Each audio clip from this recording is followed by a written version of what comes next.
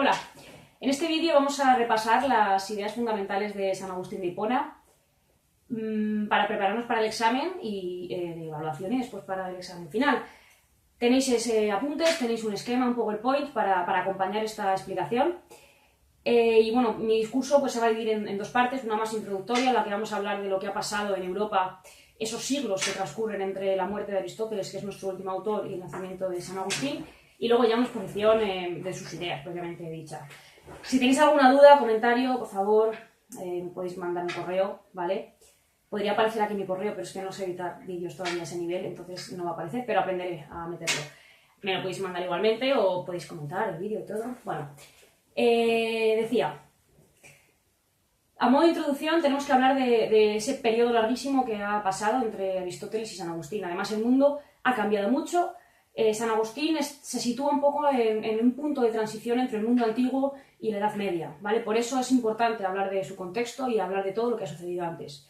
Sabéis que a la muerte de Aristóteles, que es prácticamente a la vez que la de Alejandro Magno, el imperio de Alejandro Magno, que se ha expandido mucho, ¿vale? Europa, Egipto, Persia, pues bueno, se divide en tres monarquías, en tres reinos. Uno de esos reinos es el reino egipcio, bueno, la monarquía egipcia, en la cual hay una ciudad clave, una nueva ciudad fundada por el mismo Alejandro, llamada Alejandría. Podemos decir que Alejandría es un poco la nueva Atenas del mundo griego. En Alejandría se desarrolla de una manera fantástica, de una manera bueno, muy veloz, muy prolífica, ciencias particulares como la astronomía, las matemáticas, la física, etc. Y de alguna manera se sustituye un poco como capital del mundo griego. Es importante entender que la expansión del imperio, una de las cosas que hace es bueno, integrar el pensamiento propiamente el filosófico griego con otras culturas, con otros lugares que se están conquistando. Entonces ya hablamos de la cultura helenística como una cultura muy ecléctica, porque mezcla elementos de muchos lugares distintos. Esto es importante también porque el concepto o la idea de identidad que todo ciudadano griego tiene y de pertenencia a una polis empieza a desaparecer. Ya no existen las polis como tal, existen en términos territoriales, pero no existe esa unidad básica, política, que me protege, con la que me identifico. Entonces el ciudadano griego se encuentra un poco en una nueva situación, un poco desprotegido, busca un nuevo sentido. Esa es la razón por la cual la filosofía en este periodo, en el periodo helenístico, va a tender más hacia la ética, o sea, van a tratarse problemas, cuestiones morales, porque el ser humano necesita buscar de nuevo su lugar en este vasto imperio que se ha creado. Se desarrollan, decía, en Atenas las llamadas escuelas éticas, ¿vale? Atenas sigue siendo una ciudad importante, pero ha perdido peso en comparación con lo que fue, con la Atenas de la Grecia clásica, de la época clásica. Entonces estas escuelas, como el epicureísmo, el estoicismo, el cinismo, el escepticismo, bueno, de alguna manera todas ellas, casi todas, plantean la cuestión de la felicidad, de la ataraxia, consideran la filosofía como una disciplina que tiene que ayudar al ser humano a encontrar un sentido, ayudarnos a encontrar la felicidad, ¿vale? La labor de la filosofía debe ser aliviar el sufrimiento humano. En ese sentido, pues tanto bueno, los epicúreos van a situar la felicidad van a identificarla con la obtención del placer, con el rechazo al dolor. Los estoicos van a tener una actitud más de felicidad entendida como tranquilidad, como imperturbabilidad, como aceptación del destino, ¿vale? Entonces cada escuela va a proponer de alguna manera pues, un ideal de felicidad. Muy bien, ¿qué sucede? Paralelamente tenemos que hablar de una importantísima ciudad que está empezando a expandirse, está empezando a conquistar un montón de lugares, y esa ciudad es Roma. Roma, fundada en el siglo VIII a.C., ahora mismo, en esta época en la que nos movemos, entre siglo II, III a.C., ya se ha expandido, ya es una república, pasa de ser una república a convertirse en un imperio, en un grandísimo imperio, que va a llegar hasta Alejandría, que va a conquistar lo que antes había conquistado Alejandro Magno y que va a constituirse como quizá el imperio más importante, no sé si de la historia. Había discusión, ¿no?, sobre la importancia del imperio romano y todo lo que nos dejó. lo que está claro es que el Imperio Romano se expande a esa velocidad debido a dos factores fundamentales. Uno, un ejército muy potente, un ejército muy preparado y una gran capacidad de administración de los recursos y de administración de lo público. Los romanos, ¿sabéis?, construyeron una red de infraestructuras bestial en toda Europa. Aún tenemos restos en Segovia, en muchos lugares de España, pero, acueductos, etcétera, vías. Y además elaboraron un montón de códigos y un montón de leyes para regular la convivencia, para regular la vida pública, llamado derecho romano. Entonces, con estos elementos fueron fundamentales para que este imperio se expandiera a la velocidad con la que se expandió. Además, es curioso porque los romanos no tienen, sin embargo, un pensamiento propio, una filosofía propia, sino que su cultura va a ser más práctica. O sea, ellos no se ponen a pensar, a leer, ellos se ponen a ejercer, se ponen a luchar, se ponen a administrar, a construir. Sin embargo, es cierto que quedaron prendidos con la lectura de los griegos, con la lectura de Platón, fundamentalmente. Ya veremos qué pasa con Aristóteles, dónde está, chan chan, y cuándo volverá. Pero lo que es cierto es que los romanos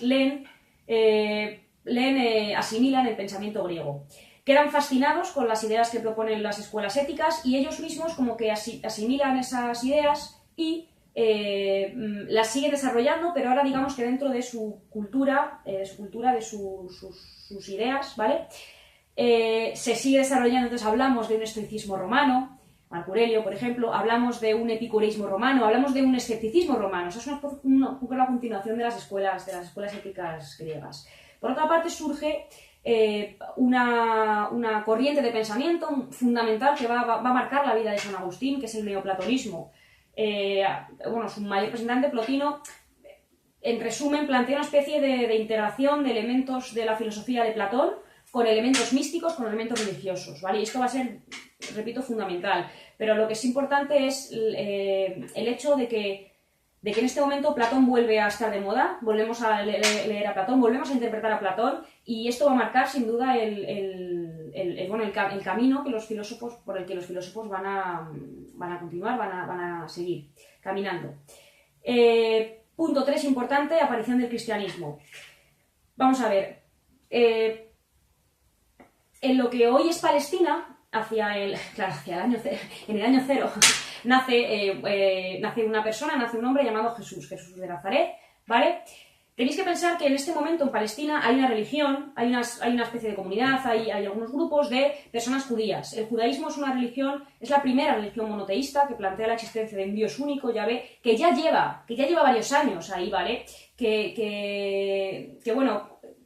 Originó de alguna manera, o es el principio del que salen después, del que nacen otras religiones como el Islam, como el cristianismo, pero ya había pueblos judíos en el momento en el que nace Jesucristo, por supuesto. Entonces, la cuestión es que cuando él nace, un grupo de judíos, de personas, empiezan a quedar fascinados, admirados por sus enseñanzas, por sus palabras. Él se hace llamar el Hijo de Dios en la tierra, él trae una verdad. Él es el portador de la esperanza, tiene un mensaje de esperanza para la humanidad. Entonces, muy rápidamente, muchos judíos empiezan a seguirle, empiezan a escuchar sus enseñanzas y todo lo que él predica. Sabéis que Cristo fue condenado porque en ese momento, en ese lugar, el Imperio Romano estaba, digamos que, la estructura de gobierno, de la estructura política que mandaba ahí era el Imperio Romano. Pero aunque permitían la existencia de estas comunidades judías, no hizo mucha gracia el convivir con una persona que traía un mensaje religioso nuevo, ¿vale? Que estaba influyendo tanto. Entonces, Cristo murió y a partir de ahí se empezó a difundir, a expandir el cristianismo de una manera brutal.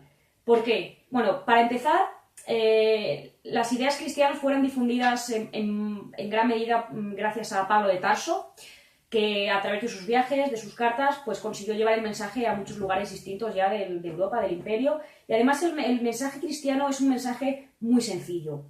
Es una especie de pensamiento, de filosofía basada en un principio básico, que es el amor al prójimo, y no hay más. Es decir, el cristianismo es muy accesible, está dirigido incide especialmente en la ayuda a los más necesitados, en los más pobres, en los humildes. Entonces, es muy fácil participar de la religión cristiana, es muy fácil hacerse cristiano en ese momento, y más con el mensaje de esperanza que está trayendo, que va a salvar a la humanidad, y que además no necesito nada para ser cristiano, más que creer y actuar en consecuencia. Entonces es un mensaje que se asimila muy bien.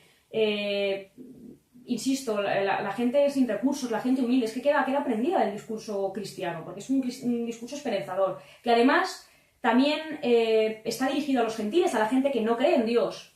¿Vale? O sea, no es impositiva, no trata, bueno, todavía, no trata todavía de imponerse como dogma, como bueno, religión ahí fundamental, sino que también acepta en su comunidad a gente que aún no cree, o sea, con la idea de que en algún momento se convierta, ¿vale?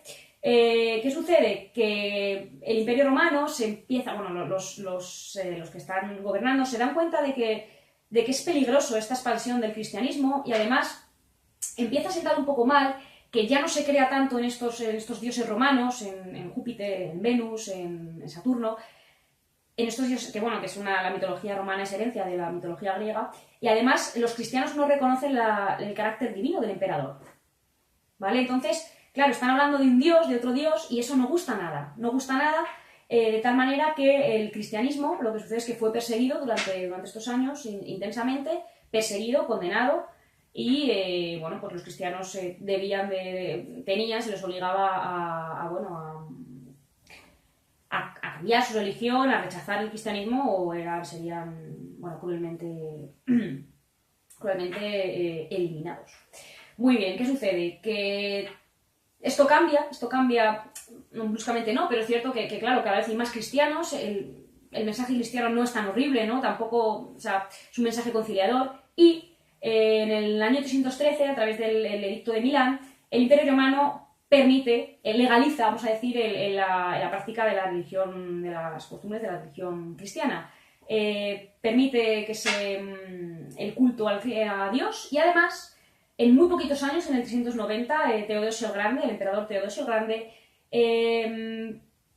impone la religión cristiana como religión oficial del imperio, ¿vale? Ya no solo se permite, sino que además es oficial y todo el mundo ha de ser cristiano. Esto, claro, ¿qué sucede? Fue una cosa un poco transitoria, o sea, de repente, no es que vayamos de repente a eliminar a todo el mundo que no cree en nuestro Dios, pero sí que se empieza a perseguir un poco al pagano, a la persona que no cree en Dios. Pensad que en este momento están conviviendo en algunas ciudades como Alejandría, comunidades judías con cristianos, con paganos, con los que aún, bueno, pues creen en los dioses romanos. Esta convivencia a veces es pacífica, a veces no, ¿vale? En Alejandría, bueno, pues hubo mucha disputa, ¿sabéis? Os habla alguna vez de Hipatia, que era una filósofa pagana. La cuestión es que radicales fanáticos del cristianismo pues acaban imponiéndose de alguna manera a los judíos, sobre todo a los paganos, en este momento, y ya la religión cristiana se consolida como la religión de Europa, la religión del Imperio Romano.